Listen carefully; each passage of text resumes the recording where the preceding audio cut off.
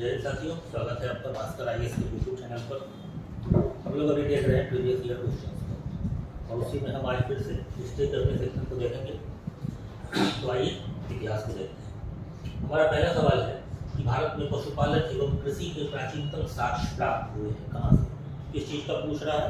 तो पूछ रहा है पशुपालन और कृषि का जो प्राचीनतम साक्ष्य है वह कहाँ से मिला है? अंजीरा से, दम सादात से, इलिकुल मोहम्मद से, मेहरगढ़ से, या फिर इसमें से कोई नहीं, या फिर एक से अधिक। तो देखिए, यूपीएससी ने जिसका सही जवाब माना है वह माना है मेहरगढ़ को, और यह बात सही भी है कि मेहरगढ़ से सबसे प्राचीन कृषि का साक्ष्य प्राप्त हुआ है। लेकिन अगर हम आधुनिक रिसर्च की बात करें तो अब जो सबसे प्राचीनतम कृषि का साक्ष्य है वह 8000 BC का है, और यह कहाँ पर है? तो यह उत्तर प्रदेश में है। उत्तर प्रदेश में कहाँ पर? तो संत कबीर नगर एक जिला है, संत कबीर नगर, और इसी संत कबीर नगर में एक स्थान है जिसका नाम है लहुरा देव। लहुरा देव, तो इस लहुरा देव से जो है हमको प्राचीनतम कृषि का साक्ष्य मिलता है। भारत में कब का मिलता है? तो 8000 BC का। लेकिन इस सवाल का जवाब यूपीएससी ने क्या दिया है? तो मेहरगढ़। चुके इस लहुरा देव से पहले तक जो प्राचीनतम कृषि का साक्ष्य था वह मेहरगढ़ से प्राप्त होता है। ठीक है,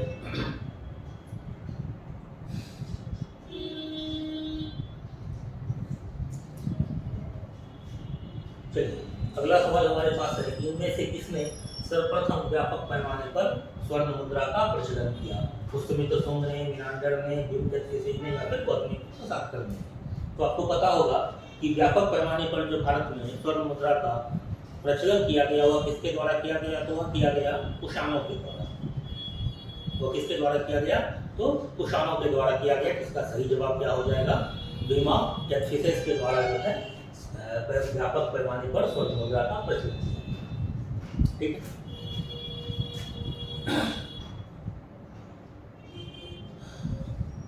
चलिए अगला सवाल हमारे पास है कि इनमें से किसने पहली बार यह व्याख्या दी कि पृथ्वी के अपनी धुरी पर घूमने के कारण प्रतिदिन सूर्योदय एवं सूर्यास्त होता है? आर्यभट्ट, भास्कर, ब्रह्मगुप्त, वराहमिहिर, या फिर इनमें से कोई? तो इसका जो सही जवाब हो जाएगा वह सही जवाब हो जाएगा आर्यभट्ट। सबसे पहले आर्यभट्ट ने इस बात की चर्चा की कि धरती जो है वो अपने धुरी पर घूमती है और उसकी वजह से दिन और रात होता है। आर्यभट्ट ने कुछ पुस्तकों की भी रचना की। उसमें जो प्रसिद्ध पुस्तक है वह है सूर्य सिद्धांत, सूर्य सिद्धांत और ब्रह्म सिद्धांत। ब्रह्म सिद्धांत यह आर्यभट्ट की प्रसिद्ध रचना है, सूर्य सिद्धांत और ब्रह्म सिद्धांत। आर्यभट्ट किसके दरबार में था? तो आर्यभट्ट चंद्रगुप्त द्वितीय विक्रमादित्य का नवरत्न था। चंद्रगुप्त द्वितीय का नवरत्न में से एक था। कौन? तो आर्यभट्ट। उसके नवरत्नों में कालिदास थे, घटपर्कर थे, वराहमिहिर थे, आर्यभट्ट थे। तो ये सारे लोग जो है चंद्रगुप्त द्वितीय के नवरत्न थे। क्लियर है?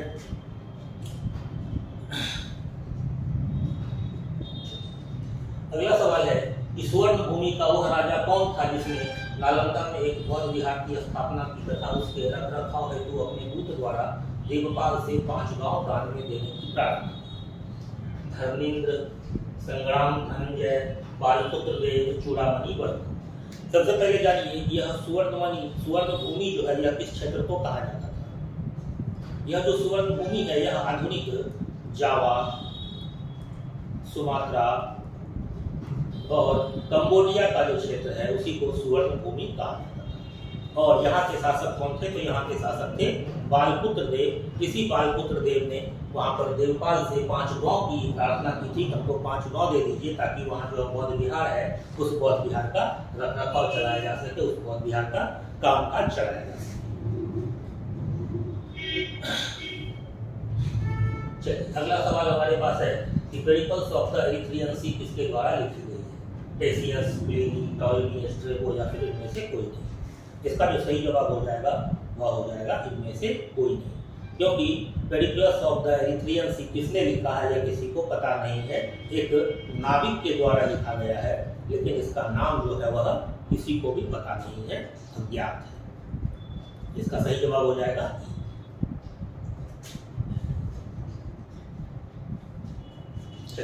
अगला सवाल है कि बिहार पर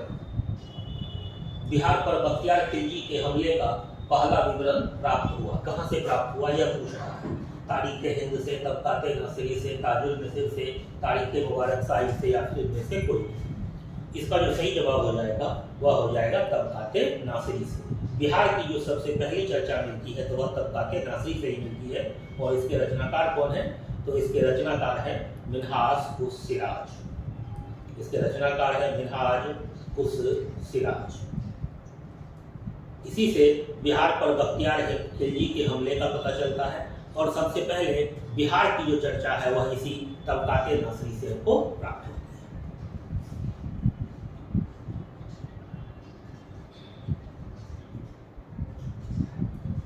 अगला सवाल कि किस सुल्तान ने जमीन में फसल की नपाई का आधा राजस्व के रूप में दावा किया? इल्तुतमिश ने, बलबन ने, अलाउद्दीन खिलजी ने, या फिर मोहम्मद बिन तुगलक ने? तो इसका जो सही जवाब हो जाएगा वह क्या हो जाएगा? अलाउद्दीन खिलजी ने। अलाउद्दीन खिलजी ने ही फसल नपाई का आधा राजस्व के रूप में दावा किया था। अलाउद्दीन खिलजी ने ही सबसे पहले बाजार नियंत्रण प्रणाली लगाई।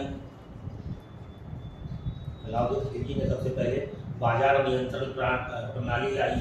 उसके बाद सैनिकों को नगद वेतन देना प्रारंभ किया। नगद वेतन देना प्रारंभ किया। फिर दाग और हुलिया प्रथा का भी प्रारंभ किसने किया? तो अलाउद्दीन खिलजी ने किया। ये सब चीज अलाउद्दीन खिलजी के विषय में ध्यान रखिए। चलिए अगला सवाल है कि शेख बहाउद्दीन जकारिया किस संप्रदाय के थे? सोहरावर्दी संप्रदाय के, ऋषि संप्रदाय के, चिश्ती संप्रदाय के, या फिर फिरदौसी संप्रदाय के? इसका जो सही जवाब हो जाएगा तो शेख बहाउद्दीन जकारिया जो है वह सोहरावर्दी संप्रदाय के थे। फिर चिश्ती संप्रदाय के जो संस्थापक थे वह कौन थे? तो यह थे शेख मोइनुद्दीन चिश्ती। मोइनुद्दीन चिश्ती ये चिश्ती संप्रदाय के संस्थापक थे। फिर पूछेगा कि ऋषि संप्रदाय के संस्थापक कौन थे? तो यह थे शेख नूरुद्दीन। शेख नूरुद्दीन। और यह ऋषि संप्रदाय कहाँ पर था? तो यह ऋषि संप्रदाय था आपका कश्मीर में। ठीक है। फिर अगर पूछेगा कि फिरदौसी संप्रदाय के संस्थापक कौन थे? तो फिरदौसी संप्रदाय के संस्थापक जो थे वह थे सैफुद्दीन बखरजी। सैफुद्दीन बखरजी यह कौन थे? तो फिरदौसी संप्रदाय के संस्थापक थे। और यह जो फिरदौसी संप्रदाय है, यह जो फिरदौसी संप्रदाय आप देख रहे हैं, यह इसी सोहरावर्दी संप्रदाय का ही एक भाग था। क्या था? तो सोहरावर्दी संप्रदाय का ही एक भाग था। कौन सा? तो फिरदौसी संप्रदाय। उसके संस्थापक कौन थे? तो सैफुद्दीन बखरजी। क्लियर है?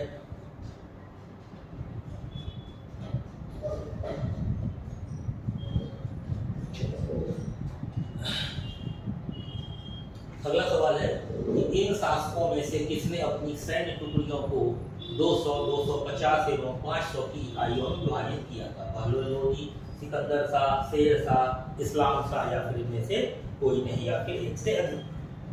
अब बीपीएससी ने जो इसका आंसर लिया है वह लिया है इनमें से कोई नहीं, एक से अधिक। जबकि ये जो इस्लाम शाह है, इस्लाम शाह यह शेरशाह का उत्तराधिकारी था। और इसी इस्लाम शाह ने अपनी सैन्य टुकड़ियों को 200, 250 के रूप में विभाजित किया था। किसने? तो इस्लाम शाह ने ही इसको विभाजित किया था।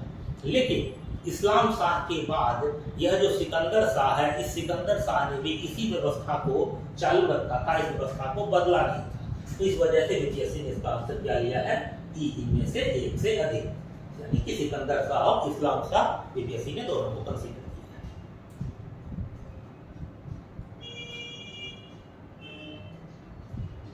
चलिए अगला सवाल है कि यह कथन किसका है कि अकबर के शासन में इलाहाबाद में 40 स्तंभ युक्त मंजिल के निर्माण में 5000 से 20,000 लोगों ने 40 साल तक काम किया था?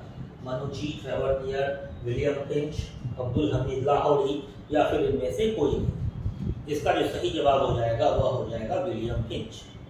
हालांकि इसका कोई प्रमाणिक सोर्स उपलब्ध नहीं है कि विलियम फिंच ने ही ऐसा कहा है, लेकिन कुछ इतिहासकार इस बात की चर्चा करते हैं कि विलियम फिंच ने ऐसा कहा है। यह विलियम फिंच का ही कथन है।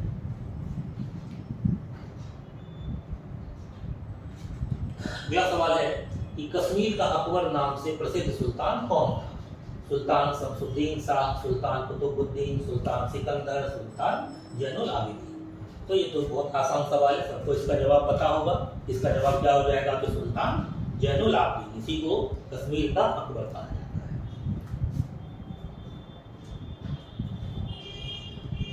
अगला, फरेजी आंदोलन की शुरुआत किसने की थी? हाजी सगलतुल्लाह, सैयद अहमद, सलीमुल्लाह, मोहम्मद अली जिन्ना या फिर इनमें से कोई नहीं। ये भी फैक्चुअल सवाल है, आप लोगों ने बहुत बार पढ़ा होगा।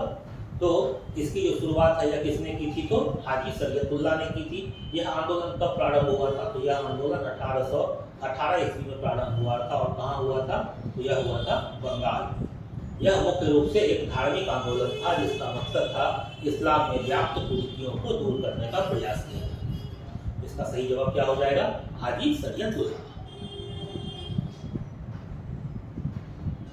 अगला सवाल है कि पुस्तक poverty and un British rule in India किसने लिखी है?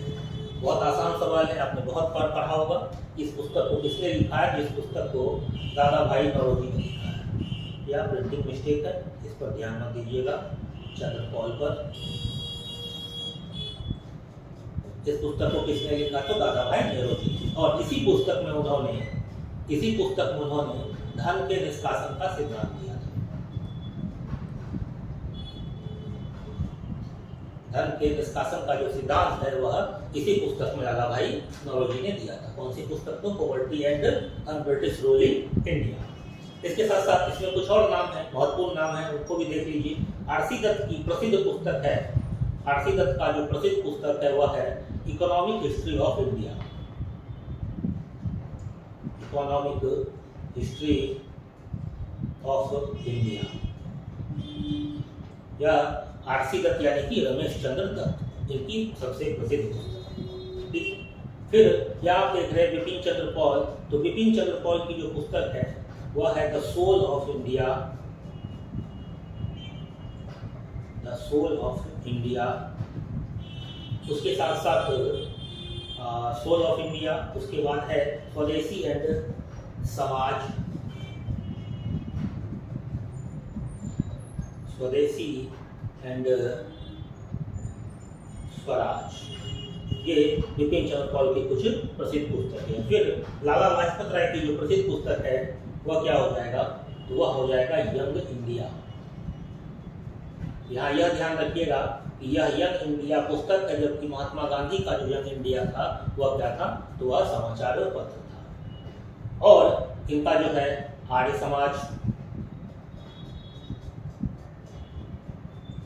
आर्य समाज की जो रचना है वह भी लाला लाजपत राय ने की। और जो इनकी पुस्तक है वह है unhappy India. Unhappy India. Unhappy India की रचना किसके द्वारा की गई है? तो यह भी लाला लाजपत राय के द्वारा की गई है। ये सब सारी जानकारियां हैं, आप लोग ध्यान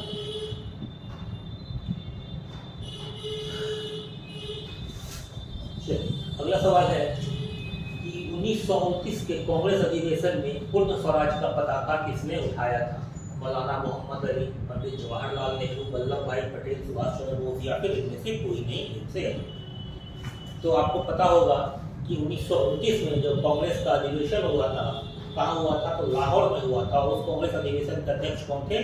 तो पंडित जवाहरलाल नेहरू।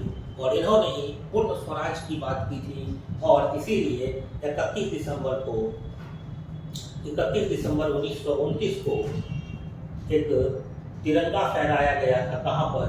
रावी नदी के तट पर। और 26 जनवरी को स्वतंत्रता दिवस घोषित किया गया था। और उसी साल से हर वर्ष 26 जनवरी को भारत जो है वह अपना स्वतंत्रता दिवस मनाता था। लेकिन जब बाद में हमको 15 अगस्त को स्वतंत्रता मिल गई, तो उस 26 जनवरी को यादगार बनाने के लिए हमने क्या किया कि उस दिन अपना संविधान पूर्ण रूप से लागू किया और उसको हम अपना गणतंत्र दिवस मनाते हैं। ठीक है, तो इसका सही जवाब हो जाएगा, वह क्या हो जाएगा? पंडित जवाहरलाल नेहरू।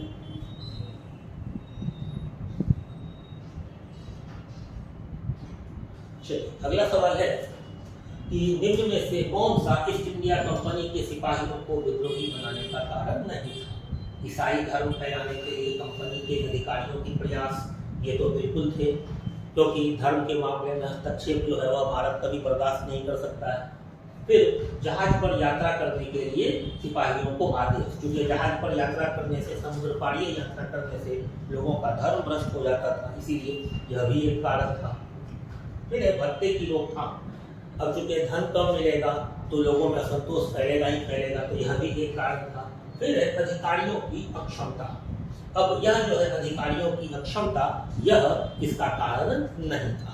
जिसका जो सही जवाब है वह क्या हो जाएगा, तो अधिकारियों की अक्षमता, यानी कि ऑप्शन डी इसका सही जवाब हो जाएगा।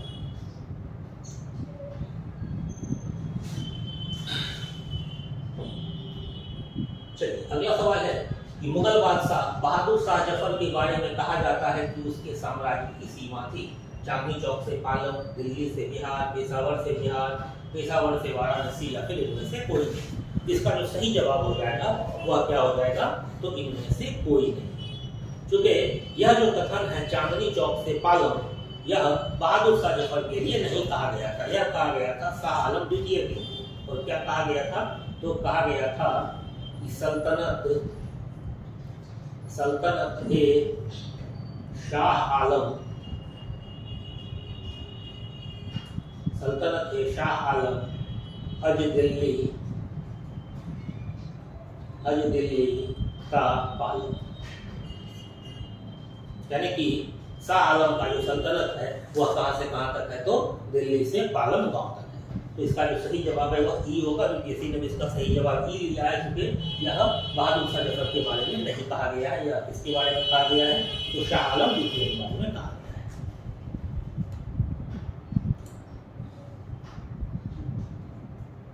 चलिए अगला जो सवाल है यह कहता है कि इनमें से किसने ईस्ट इंडिया कंपनी के कंट्रोल के खिलाफ बगावत नहीं किया, विजयनगर का राजा, हैदराबाद का निजाम, तमिलनाडु का पॉलीगर, या फिर ट्रावनकोर के दीवान वेलुथम्पी, या इनमें से कोई नहीं, या एक से अधिक। इसका अब देखिए यहाँ पर जो सबसे खास बात है कि इस क्वेश्चन का अगर आप लोग गहराई से देखेंगे तो हो सकता है आप इसका आंसर ए भी मान लें, या फिर इसका आंसर बी भी करें।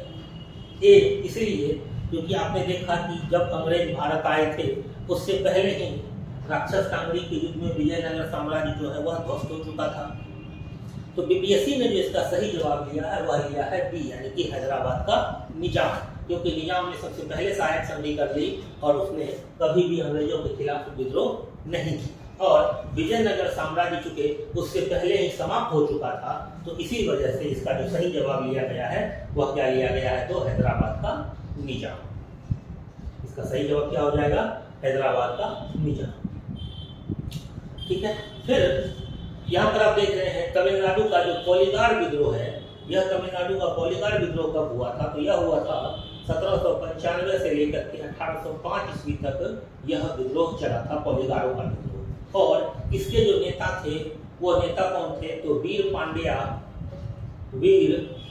पांड्या कट्टा बोम्मान, वीर पांड्या कट्टा बोम्मान इसके प्रमुख नेता थे। इसके तो तमिलनाडु का जो पॉलीगार विद्रोह था। फिर त्रावणकोर का जो दीवान था वेलुथम्पी, इसका जो विद्रोह हुआ था यह हुआ था 1808 ईस्वी से लेकर के 1809 ईस्वी। और यह भारत का पहला विद्रोह था जो किसके खिलाफ था, तो सहायक संधि के खिलाफ था। सहायक संधि के खिलाफ त्रावणकोर का जो दीवान वेलुथम्पी है उसने विद्रोह कर दिया था अंग्रेजों से, और वह हुआ था 1808 से 9 ईस्वी के बीच।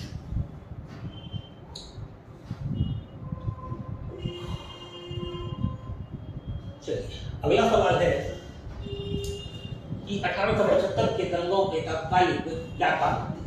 अकाल की छाया, महाजनों द्वारा ऊंची ब्याज दर, ऊंचा भू राजस्व दर, जबरदस्ती किए गए धार्मिक सुधार का विरोध, या फिर इनमें से कोई नहीं। तो देखिए 1875 में जो दक्कन में दंगा हुआ था उसका ये कारण नहीं था, यानी कि महाजनों के द्वारा ऊंचा ब्याज दर वसूला जाना यह उस दंगे का कारण नहीं था, क्योंकि यह 2 वर्ष पहले से चला रहा था, तो यह इस दंगे का कारण नहीं था। ठीक है, फिर अगला सवाल आइए।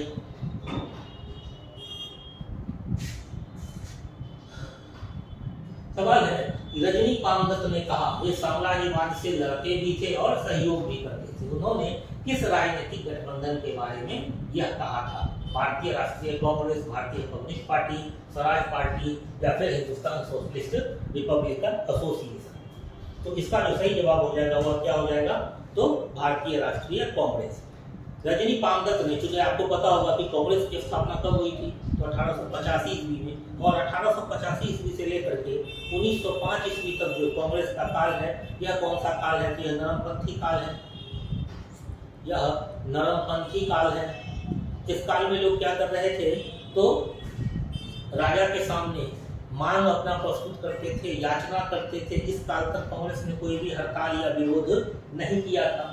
तो इस वजह से इस काल को रजनी पामदत्त ने कहा कि ये साम्राज्यवाद से लड़ते भी थे और सहयोग भी करते थे, क्योंकि इस काल में ऐसा कुछ भी नहीं किया गया। इस काल में सिर्फ नरमपंथियों ने लोगों के अंदर थोड़ी सी राष्ट्रवाद की भावना को जागृत किया।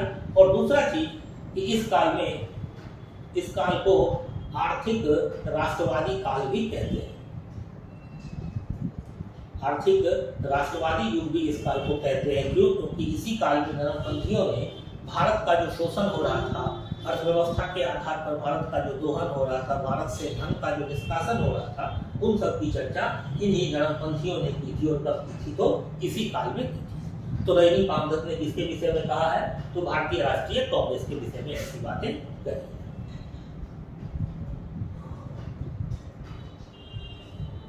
चलिए अगला है कि निम्न में से कौन सा एक राष्ट्रवादी समाचार पत्र नहीं था?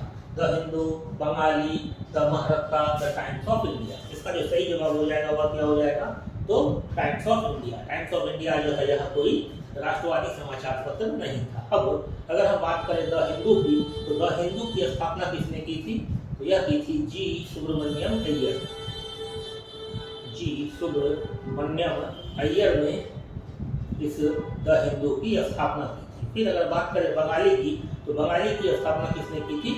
यह की थी सुरेंद्र नाथ बनर्जी। किसने की थी?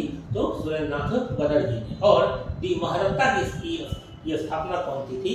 तो इसकी स्थापना की थी बीजी तिलक महोदय ने। जो मराठी और केसरी समाचार पत्र का प्रकाशन होता था, तो वह दी महारत्ता के द्वारा ही किया जाता था। और वह इसकी स्थापना किसने की थी? तो तिलक।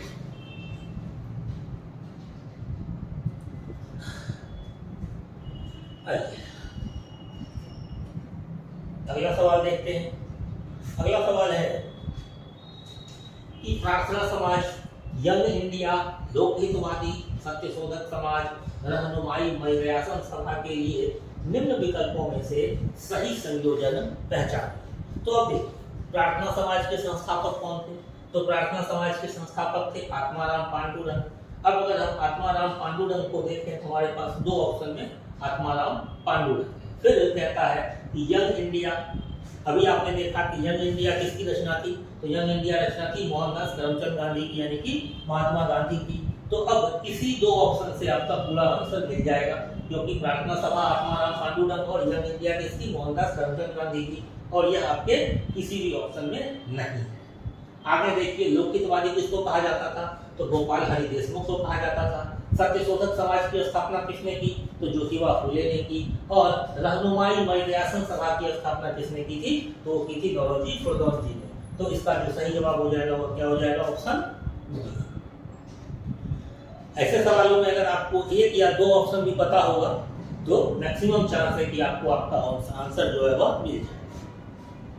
क्योंकि यहाँ भी आपने देखा कि सिर्फ दो आंसर भी अगर आपको पता हो तो आपका ऑप्शन मिल रहा है, क्योंकि ऐसा बाकी किसी में नहीं है।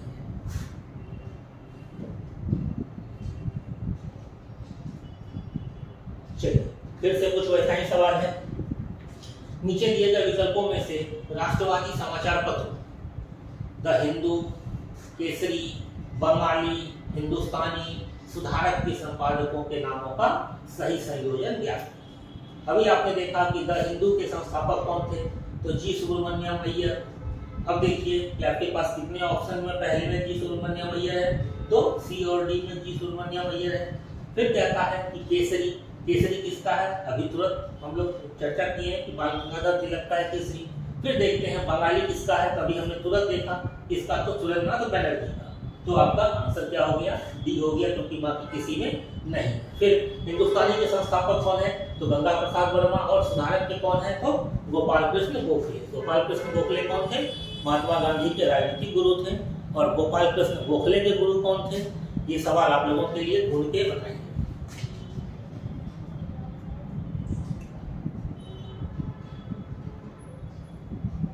चलिए अगला सवाल है कि बाल गंगाधर तिलक लोकमान्य तिलक के नाम से जाने जाने लगे कब।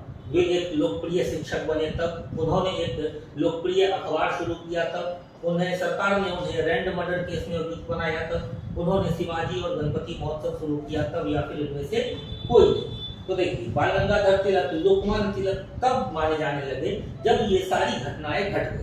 इन सारे वजहों से उनको लोकमान्य का नाम दिया गया, किसी एक कारण से उनको नाम जो है वह लोकमान्य का नहीं दिया गया है। ठीक है, और यूपीएससी ने भी जो इसका सही जवाब लिया है वह ऑप्शन ई लिया, यानी कि इनमें से एक से अधिक।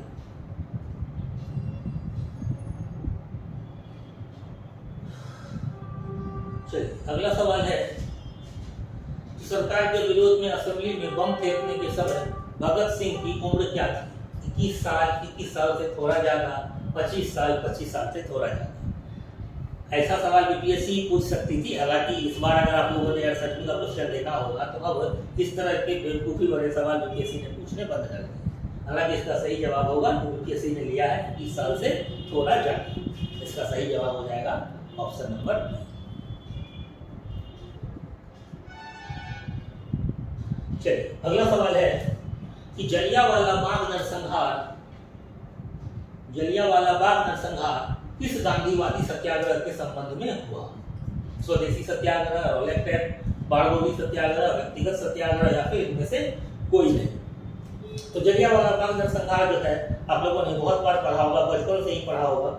यह कब हुआ था, तो रॉलेट सत्याग्रह के कारण हुआ था। यह कब हुआ था, तो यह हुआ था 13 अप्रैल 1919 ईस्वी को यह घटना घटी थी। और कहाँ घटी थी, तो जलियांवाला बाग में। किसके लिए, तो सरफुद्दीन किचलू के लिए। जो डॉक्टर थे सरफुद्दीन किचलू, उनको जब गिरफ्तार कर लिया गया था तो बैसाखी के दिन जो है वहां पर लोग जमा हुए थे, शांतिपूर्ण मीटिंग कर रहे थे, लेकिन उन पर गोलियां चला दी गई थी। यह कब की घटना है, तो 13 अप्रैल 1919 की घटना है।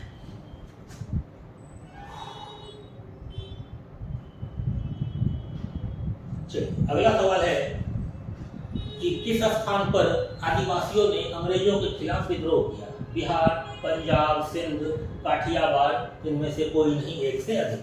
इसका सही जवाब क्या हो जाएगा, तो बिहार हो जाएगा। हालांकि अब यह इधर चला गया है, तब यह चला गया है झारखंड। अब यह कहाँ चला गया है, तो मैक्सिमम हिस्सा जो है वह झारखंड में चला गया है।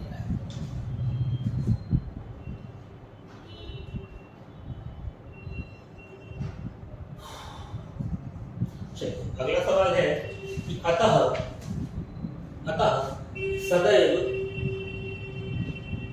सदैव सहमति के साथ और अक्सर वाणिज्य मंडल के निर्देशों पर भारत सरकार चलती है और इसे व्हाइट मैन्स बर्डन कहा जाता है। यह किसने कहा था, बंकिम चंद्र चटर्जी ने, महात्मा गांधी ने, सच्चिदानंद सिन्हा ने, राजेंद्र प्रसाद ने, या फिर इनमें से कोई नहीं। इसका जो सही जवाब हो जाएगा वह क्या हो जाएगा, तो सच्चिदानंद सिन्हा ने ऐसा कहा था। व्हाइट मैन बर्डन थ्योरी है मॉडर्न हिस्ट्री में।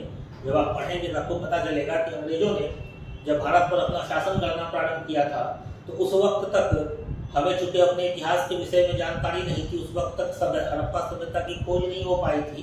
तो अंग्रेज अपने आप को सिविलाइज्ड कहते थे और भारत को कहते थे कि भारत जो है वह सपेरों का गाँव है, यहाँ घर घर में सांप पाले जाते हैं। तो हम उनको शिक्षित कर रहे हैं, उनको सिविलाइज्ड कर रहे हैं। हम अपने सर पे इतना सारा टेंशन लेके घूम रहे हैं कि किस तरह से भारत जो है वह सिविलाइज हो जाए। तो इसी को व्हाइट मैन्स बर्डन थियरी कहा गया है। तो यहाँ पर जिसका सही जवाब हो जाएगा वह हो जाएगा सच्चिदानंद सिन्हा। सच्चिदानंद सिन्हा हमारे संविधान सभा के अस्थायी अध्यक्ष थे।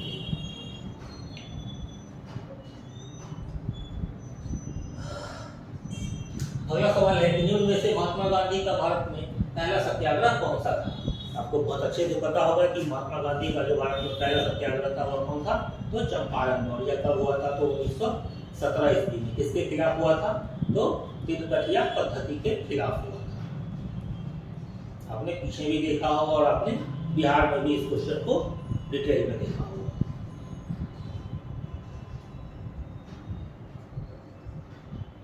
चलिए अगला सवाल है कि गांधी जी के असहयोग आंदोलन में लोगों को शराब से परहेज करने का आग्रह किया गया।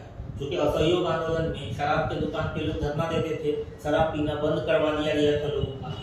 तो फलस्वरूप सरकार के राजस्व में भारी कमी आई। एक प्रदेश की सरकार ने लोगों को फिर से शराब पीने को प्रेरित करने के लिए प्रमुख व्यक्तियों की एक सूची प्रसारित की जो शराब पीते थे। उस प्रदेश का नाम बताइए। आंध्र प्रदेश, बिहार, बॉम्बे, गुजरात या फिर इनमें से कोई नहीं, एक से अधिक। इसका जो सही जवाब हो जाएगा वह हो जाएगा क्या? तो बिहार। क्योंकि बिहार में यह शराबबंदी बड़ा प्रभावी रूप से लागू हुआ था। इस वजह से अंग्रेजों को राजस्व का भारी नुकसान हो रहा था। तो उन्होंने अपने सबसे बड़े दुश्मन नेपोलियन बोनापार्ट तक का भी नाम इसमें ऐड किया था उस लिस्ट में, कि नेपोलियन बोनापार्ट भी शराब पीता था, जूलियस सीजर भी शराब पीता था। यहाँ तक कि उसने शेक्सपियर को भी नहीं छोड़ा, लिखा कि शेक्सपियर जैसे व्यक्ति भी शराब पीते थे। इसलिए महान बनने का जो पहला निशानी है वह है शराब पीना। तो आप लोग शराब पीजिए, ऐसा अंग्रेज कहते थे। ठीक है।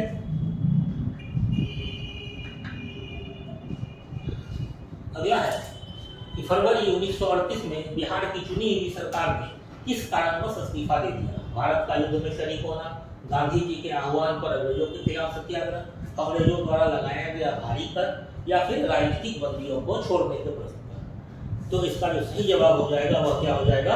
राजनीतिक बंदियों को छोड़ने के प्रश्न पर बिहार की चुनी हुई सरकार ने 1938 में इस्तीफा दे दी।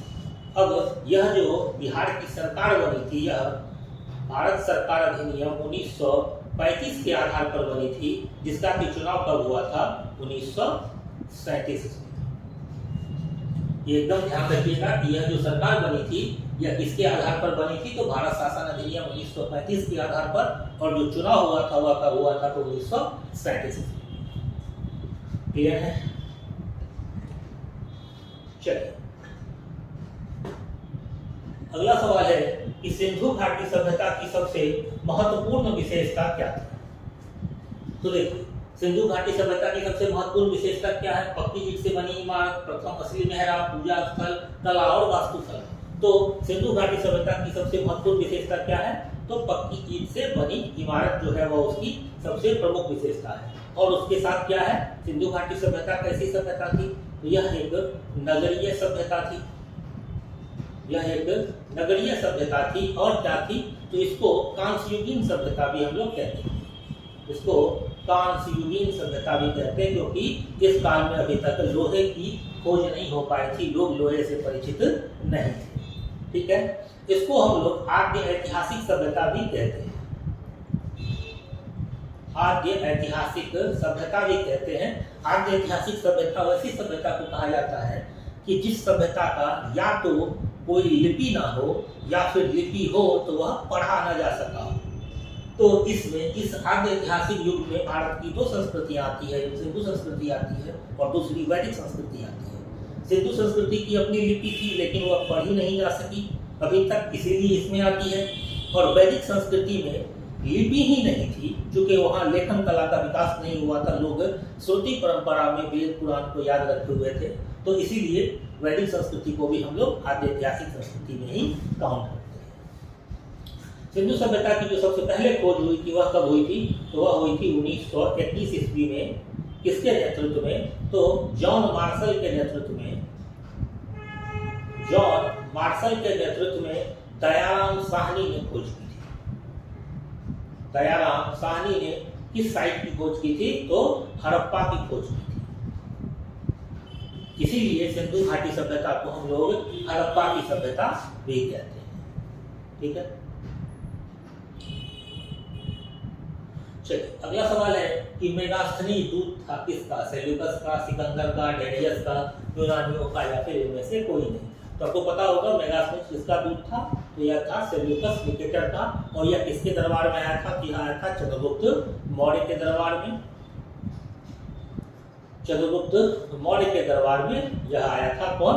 तो मेगास्थनीज। मेगास्थनीज की पुस्तक का नाम क्या है? इसकी पुस्तक का नाम है इंडिका। और इसी इंडिका से हमको पाटलिपुत्र के प्रशासन की विस्तृत जानकारी मिलती है।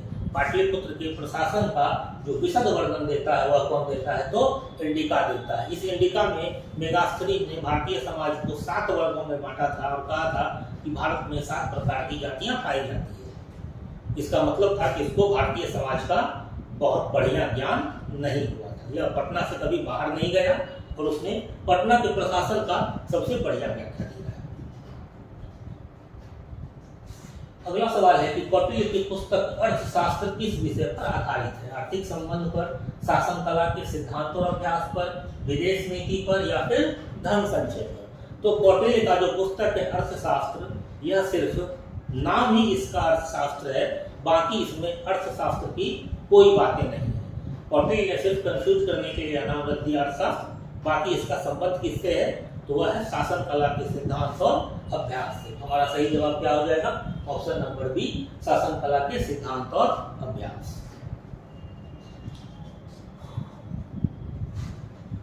अगला सवाल है कि त्रिपिटक किसकी धार्मिक पुस्तक है? जैन, हिंदू, पारसी, बौद्ध? तो पिटक के संबंध में हम लोगों ने पिछले कक्षा में बहुत डिटेल से चर्चा कर ली है, तो यहाँ डिटेल से चर्चा करने का कोई मतलब नहीं है। पिटक किसका धार्मिक ग्रंथ है? तो यह ग्रंथ है बौद्धों का। पिटक में कौन कौन आता है? तो विनय पिटक, सूत्र पिटक और अभिधम्म पिटक। हमने उसकी चर्चा पीछे कर ली है बहुत डिटेल। चलिए अगला सवाल है कि अशोक के धम्म का मूल संदेश क्या था? राजा के प्रति वफादारी, शांति और अहिंसा, बड़ों का सम्मान, धार्मिक सहनशीलता या फिर इनमें से कोई नहीं, एक से अधिक? तो देखिए अशोक के धम्म का जो मूल संदेश था, अशोक का धम्म क्या था? तो एक नैतिक विधान था। क्या था? यह एक नैतिक विधान था। और यह नैतिक विधान किसके लिए था? किस उद्देश्य के लिए था? इसका मूल उद्देश्य था कि लोगों का जो है वह नैतिक उत्थान हो, लोगों का नैतिक उत्थान हो, यह इस धम्म का मूल संदेश था। तो यहाँ पर हमारे पास एक भी ऐसा ऑप्शन नहीं है जिसमें कि नैतिक उत्थान की चर्चा हो। तो हमारा सही जवाब क्या हो जाएगा? ऑप्शन ई, इनमें से कोई नहीं।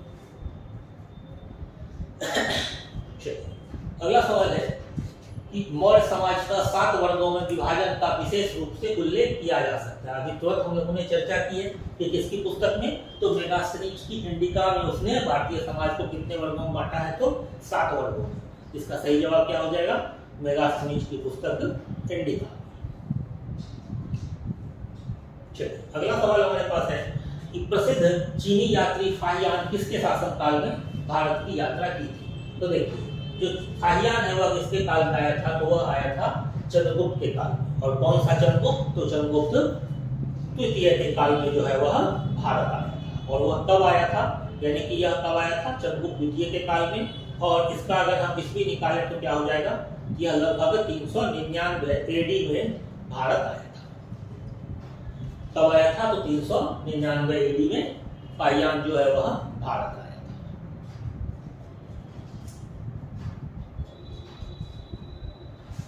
अगला सवाल है कि चोल काल किसके लिए प्रसिद्ध था? ग्राम पंचायत, राजपूत राजवंश के साथ युद्ध, श्रीलंका के साथ व्यापार, तमिल संस्कृति की उन्नति या फिर इनमें से एक से अधिक या कोई? तो देखिए चोलों का जो काल था वह एक तरह से समझिए कि युद्ध के लिए भी बड़ा महत्वपूर्ण काल था, क्योंकि उसमें चोलों ने श्रीलंका तक को जीत लिया था। और उस समय बंगाल की खाड़ी जो है वह चोल झील कहलाती थी। फिर चोलों ने गंगा की इस तरफ भी एक नगर बसाया था जिसका नाम था गांगेय चोल कोंडपुरम। लेकिन चोल जो सबसे ज्यादा प्रसिद्ध है वह किसके लिए प्रसिद्ध है? तो वह प्रसिद्ध है अपने ग्राम पंचायत की व्यवस्था के लिए। स्थानीय स्वशासन के लिए चोल साम्राज्य सबसे ज्यादा प्रसिद्ध है। इसका जो सही जवाब हो जाएगा वह क्या हो जाएगा? ग्राम पंचायत, विलेज असेंबली। अगला सवाल है कि दक्षिण भारत के मंदिरों के आकर्षक द्वार क्या कहलाते थे? शिखर, गोपुर, देवालय, मंडप या फिर इनमें से कोई नहीं? तो दक्षिण भारत का जो मंदिर का आकर्षक द्वार था वह क्या कहलाता था? तो वह कहलाता था गोपुरम। गोपुरम जो है वह द्वार को कहा जाता था। और दक्षिण भारत की जो मंदिर है वह किस शैली में बनाई जाती थी? तो दक्षिण भारत की जो शैली थी वह क्या थी? तो वह थी द्रविड़ शैली। कौन सी शैली थी? तो मंदिरों की द्रविड़ शैली जो है वह दक्षिण भारत में चलती थी। और द्रविड़ शैली में ही द्वार को क्या कहा जाता है? तो गोपुरम कहा जाता है। हमारा सही जवाब क्या हो जाएगा? Option B. चलिए अगला सवाल है, विजयनगर साम्राज्य का अवशेष कहाँ मिलता है? बीजापुर, गोलकुंडा, हम्पी, बर्ग या फिर इनमें से कोई नहीं। तो देखिए विजयनगर साम्राज्य की जो स्थापना थी वह किसके द्वारा की गई थी? तो विजयनगर साम्राज्य की स्थापना की गई थी हरिहर और बुक्का नाम के दो भाइयों के। हरिहर और बुक्का नाम के दो भाइयों ने विजयनगर साम्राज्य की स्थापना की थी। और यह कब किया था? यह किया था 1336 ईस्वी में। और इसका जो अवशेष है वह कहाँ प्राप्त होता है? तो वह हम्पी में प्राप्त होता है। सही जवाब क्या हो जाएगा? Option number C. और इसी विजयनगर साम्राज्य का जो सबसे प्रतापी शासक था वह कौन था? इस विजयनगर साम्राज्य का जो सबसे प्रतापी शासक था उसका नाम था कृष्णदेवराय। नाम था कृष्णदेवराय।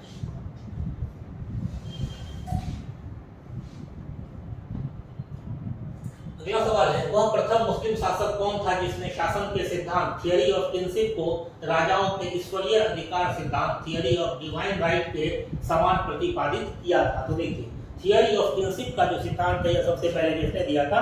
तो बलबन ने दिया था। सबसे पहले किसने दिया था? तो यह बलबन ने दिया था। और थियरी ऑफ प्रिंसिप क्या कहता है कि राजा जो है वह धरती पर ईश्वर का प्रतिनिधि है और इसीलिए किसी को भी राजा की आलोचना का अधिकार नहीं है। और बलबन ने ही दो पारसी परंपरा जो थी सजदा और पैबोस, इस दोनों की शुरुआत भी किसने की थी? तो बलबन ने की थी। तो थ्योरी ऑफ प्रिंसिप किसने दिया था? तो ये सबसे पहले बलबन ने दिया था। और बाद में इसी को आधार बना करके अकबर ने अपने आप को जिल-ए-इलाही कहा था, यानी कि खुदा का प्रतिनिधि।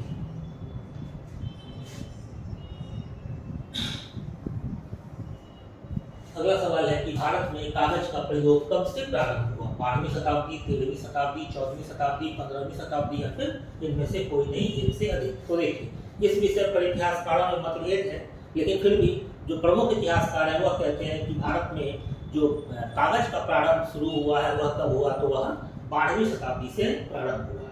और विश्व में सबसे पहले कागज का जो प्रचलन प्रारंभ किया वह किसने किया? तो चीन ने सबसे पहले कागज का चलन प्रारंभ किया। और भारत में जो कागज उद्योग प्रारंभ हुआ तो वह उद्योग प्रारंभ हुआ था मुगल काल में। और कश्मीर में प्रारंभ हुआ था कब के काल में? तो सुल्तान जैनुल आबिदीन के काल में। सुल्तान जैनुल आबिदीन के काल में भारत में कागज का उद्योग प्रारंभ हुआ था मुगल काल में। और यही सुल्तान जैनुल आबिदीन है जो कि कश्मीर का अकबर कहलाता है। चलिए अगला सवाल है कि यूरोपीय चित्रकारी का प्रवेश किसके दरबार में हुआ? हुमायूं, अकबर, जहांगीर, शाहजहां या फिर इनमें से कोई? तो देखिए यूरोपीय चित्रकारी का जो प्रवेश प्रारंभ पूछ रहा है कि प्रवेश किसके काल में हुआ? तो यह हो जाएगा अकबर। अब एनसीईआरटी पढ़ेंगे तो एनसीईआरटी में स्पष्ट लिखा हुआ है कि अकबर ने ही सबसे पहले चित्रकारी का कारखाना लगाया था। हालांकि चित्रकारी का जो स्वर्ण युग कहा जाता है वह जहांगीर के काल को कहा जाता है, लेकिन यह कह रहा है कि यूरोपीय चित्रकारी का प्रवेश किसके दरबार में हुआ? तो सही जवाब हो जाएगा अकबर।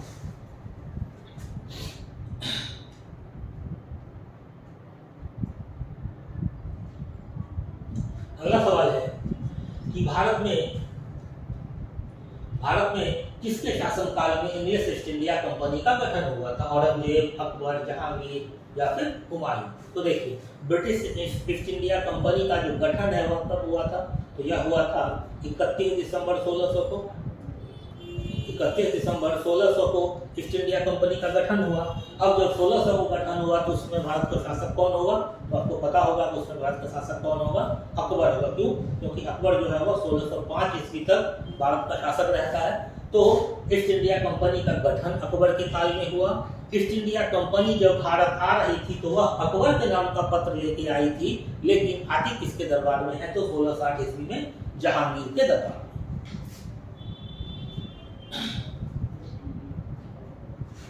अगला है कि निम्न में से किस देशी रियासत के अंग्रेजों ने अपने क्षेत्र में नहीं मिलाया? किस देशी रियासत को अंग्रेजों ने अपने क्षेत्र में नहीं मिलाया था? तो सिंध, ग्वालियर, अवध, सतारा या फिर इनमें से कोई नहीं। तो देखिए, सिंध को भी मिला लिया गया, अवध को भी मिला लिया गया, सतारा उससे पहले मिल चुका था, तो कौन नहीं मिला? तो ग्वालियर जो है वह कभी भी ब्रिटिश साम्राज्य में नहीं मिलाया गया था। इसका सही जवाब क्या हो जाएगा? सही जवाब हो जाएगा ऑप्शन नंबर बी, ग्वालियर।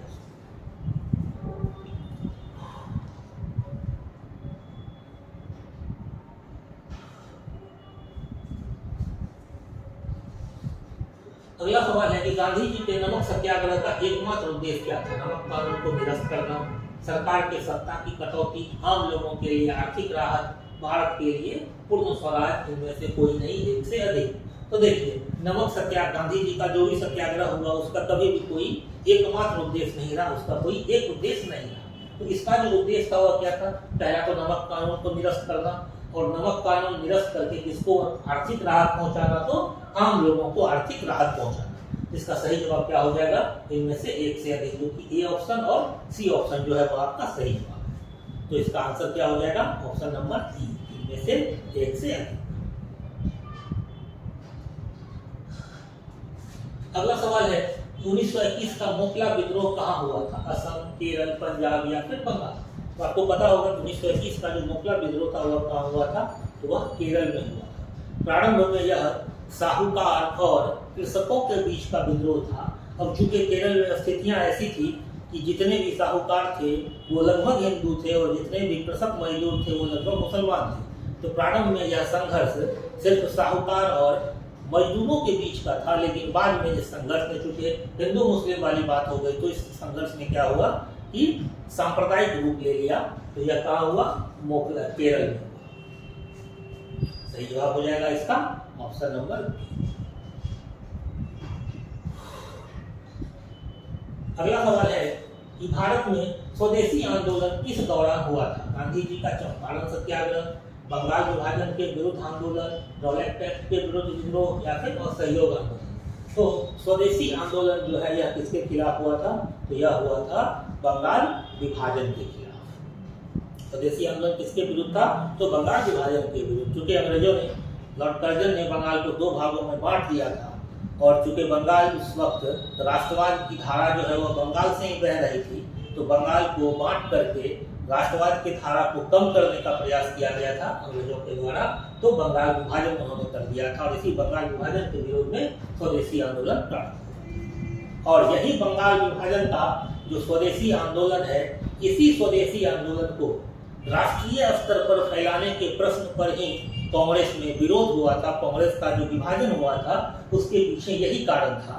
और उसके बाद 1906 में हालांकि इस विरोध को कम करने का प्रयास किया गया दादा भाई नौरोजी को अध्यक्ष बना करके, लेकिन वह सफल नहीं हो पाया।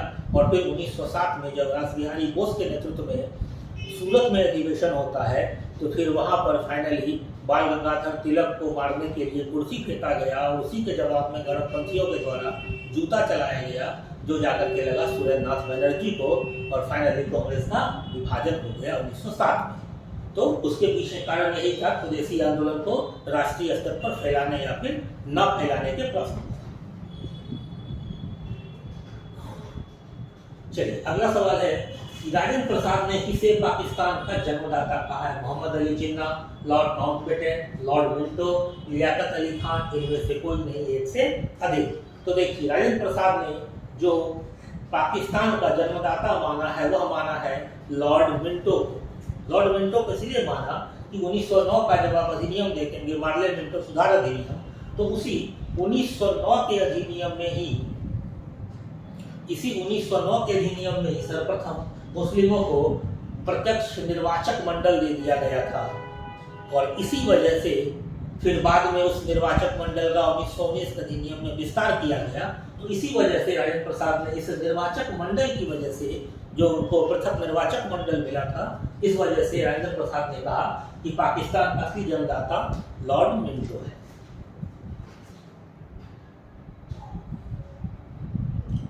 अगला सवाल है कि बंबई प्रेसिडेंसी एसोसिएशन की स्थापना किसने की? फिरोज शाह मेहता, केटी तेलंग, WC बनर्जी, बदरुद्दीन तैयब जी, इनमें से कोई नहीं या फिर एक से अधिक।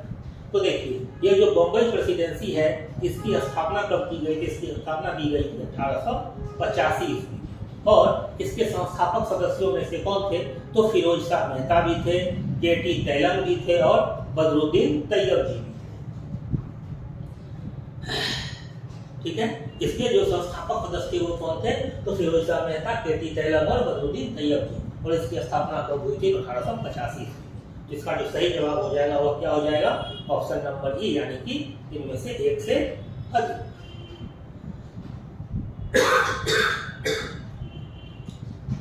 अगला सवाल है कि इंपीरियल कैडेट कॉर्प्स की स्थापना किसने की थी? लॉर्ड मिंटो ने, लॉर्ड कर्जन ने, लॉर्ड लिट्टन ने, लॉर्ड रिपन ने। तो इसका जो सही जवाब हो जाएगा वह क्या हो जाएगा? तो लॉर्ड कर्जन ने। और यह कब किया गया था? यह किया गया था 1904 ईस्वी लॉर्ड कर्जन के द्वारा। और इसका मकसद था कि जितने भी राजे रजवाड़े हैं उनका जो राजकुमार है जो कि 17 से 20 वर्ष तक की आयु का है, 17 से 20 वर्ष तक की आयु का है, उनको प्रशासनिक एजुकेशन दिया जाए, उनको प्रशासनिक शिक्षा दी जाए। किसको? तो राजे रजवाड़ों के उत्तराधिकारियों। इसलिए इसका नाम रखा गया था इंपीरियल कैडेट कॉर्प्स। कब हुई इसका स्थापना? 1904 ईस्वी में लॉर्ड कर्जन ने।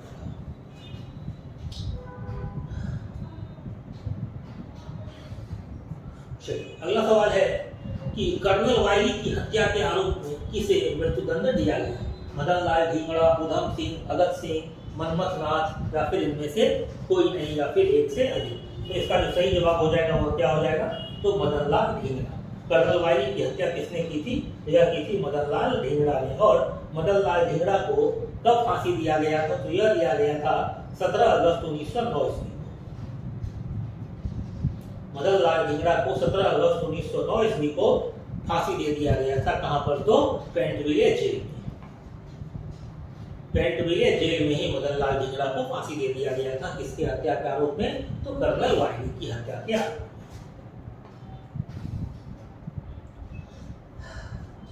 अगला सवाल है कि भारतीय उच्चायुक्त के पद का किस अधिनियम से सृजन हुआ? भारत काउंसिल अधिनियम 1909, भारत सरकार अधिनियम 1919, भारत सरकार अधिनियम 1935, भारतीय स्वतंत्रता अधिनियम 1947 या फिर इनमें से कोई नहीं, एक से अधिक। तो देखिए भारतीय उच्चायुक्त के पद का जो सृजन है वह सृजन किया गया था भारत सरकार अधिनियम 1919 के दौरान। जिसका सही जवाब क्या हो जाएगा? ऑप्शन नंबर बी, भारत सरकार अधिनियम 1919। अगला सवाल है कि भारतीय राष्ट्रीय कांग्रेस ने किस गोलमेज सम्मेलन में भाग नहीं लिया था? तो देखिए यह जो गोलमेज सम्मेलन हुआ था, यह गोलमेज सम्मेलन कितना था? तो 3 गोलमेज सम्मेलन हुआ। और इनमें से सिर्फ जब 1931 ईस्वी में गांधी इरविन पैक्ट हुआ, गांधी इरविन समझौता हुआ, उसके बाद कांग्रेस के एकमात्र प्रतिनिधि के रूप में गांधी जी ने भाग लिया था। और कौन से गोलमेज सम्मेलन में? तो सिर्फ दूसरे गोलमेज सम्मेलन में कांग्रेस भाग लिया था। और कांग्रेस के एकमात्र प्रतिनिधि के रूप में कौन गए थे भाग लेने? तो महात्मा गांधी गए थे। तो यहाँ आपसे सवाल पूछ रहा है कि किस गोलमेज सम्मेलन में भाग नहीं लिया? तो कांग्रेस ने पहले और तीसरे में भाग नहीं लिया था। तो आपका सही जवाब क्या हो जाएगा? ऑप्शन नंबर ई, यानी कि इनमें से एक से अधिक। अगला सवाल है कि महात्मा गांधी ने भारतीय राष्ट्रीय कांग्रेस के किस अधिवेशन की अध्यक्षता की थी? 1922, 1924, 1928 या फिर 1930? तो आपको पता होगा कि महात्मा गांधी ने 1924 के बेलगांव अधिवेशन की अध्यक्षता की थी। यह अधिवेशन कहाँ हुआ था? तो यह अधिवेशन हुआ था बेलगांव में। ठीक है, यह अधिवेशन कहाँ हुआ था? यह हुआ था बेलगांव में। महात्मा गांधी ने कांग्रेस के एकमात्र अधिवेशन की अध्यक्षता की है। वह कब है? तो 1924 ईस्वी का बेलगांव अधिवेशन। अगला सवाल है इनमें से कौन कैबिनेट मिशन के सदस्य नहीं थे? पैट्रिक लॉरेंस, बेबेल, स्टैनफोर्ड किप्स या फिर एबी अलेक्जेंडर? तो इसका जो सही जवाब हो जाएगा वह क्या हो जाएगा? बेबेल। क्योंकि बेबेल अपना अलग प्लान लेके आए थे और बाकी ये पैट्रिक लॉरेंस, स्टैनफोर्ड किप्स और एबी अलेक्जेंडर ये तीनों ही कैबिनेट मिशन के सदस्य थे।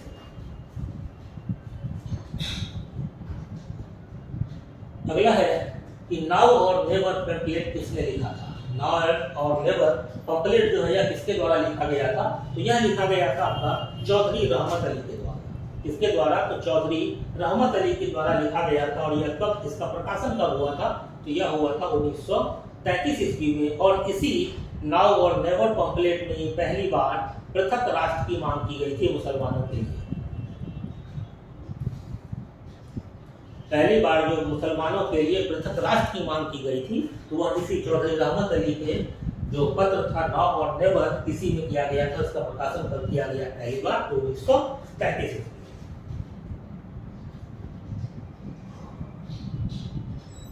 अगला सवाल है कि सती प्रथा को गैर कानूनी किसने घोषित किया था। Warren Hastings, William Bentinck, Cornwallis या फिर कर्जन या इनमें से कोई नहीं। तो आपको पता होगा सती प्रथा का खात्मा किसने किया था, गैर कानूनी घोषित किसने किया था, तो विलियम बेंटिक ने किया था। और कब किया था, तो 1829 ईस्वी में राजा राम मोहन रॉय के प्रयासों के बाद यह सती प्रथा जो है गैर कानूनी घोषित कर दी गई थी। अगला सवाल है कि पंजाब भूमि हस्तांतरण अधिनियम कब पारित किया गया। पंजाब भूमि हस्तांतरण अधिनियम कब पारित किया गया, 1850, 1895, 1900, 1905। देखिए यह जो पारित किया गया था, यह कब पारित किया गया था, तो यह किया गया था 1900 ईस्वी में। किसके द्वारा, तो इस वक्त जो भारत का वायसराय था लॉर्ड कर्जन, इसके द्वारा पारित किया गया था। और इसमें क्या किया गया था, यह भूमि हस्तांतरण अधिनियम पारित करके साहूकार जो किसानों का जमीन हथिया ले रहे थे, उससे किसानों को मुक्ति दिलाने का प्रयास किया गया था, ताकि साहूकार जो है वह कृषकों का जमीन ना हड़प पाए, ना हथिया पाए। यह लॉर्ड कर्जन के समय में 1900 ईस्वी में किया गया था।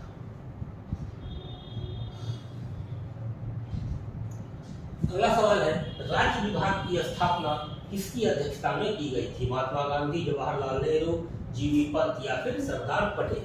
तो राज्य विभाग की जो स्थापना है यह की गई थी सरदार पटेल की अध्यक्षता में। और तभी तो सरदार पटेल ने जितने भी देशी रियासत थे उन सबको एक करके आज जो आप भारत देख रहे हैं वैसा स्वरूप बनाया था। तो वह किसकी अध्यक्षता में था, तो वह सरदार पटेल की अध्यक्षता में था। ठीक है, चलिए फिर हम लोग अगले कक्षा में मिलते हैं बाकी प्रश्नों को लेकर। ठीक है, थैंक यू।